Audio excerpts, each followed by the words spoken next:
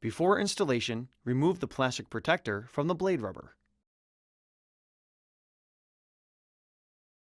With this arm type, it is necessary to remove the pre-attached adapter on the wiper blade and replace it as follows with adapter BC. Identify the release tabs on the pre-attached adapter. Using your index fingernails, pull both release tabs towards you. The pre-attached adapter will tilt towards you and disengage from the blade. Discard it. Locate adapter BC and position it so that the release tabs face up.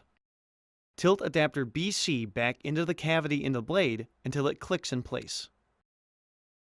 Both release tabs must lock onto the blade before proceeding to the next step. Press the tab on the front of adapter B. Lift shim C off of adapter B and discard it. Hold your thumb firmly on the front of the adapter, raising the back end up. Align the side arm tabs with the side tabs on the back end of the adapter and raise the blade into the underside of the arm.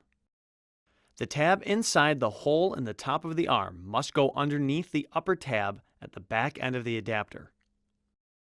Rotate the blade up until the tip of the arm locks underneath the adapter tab. The adapter must lock onto the arm where indicated. Before use, make sure the wiper blade and adapter are locked onto the wiper arm.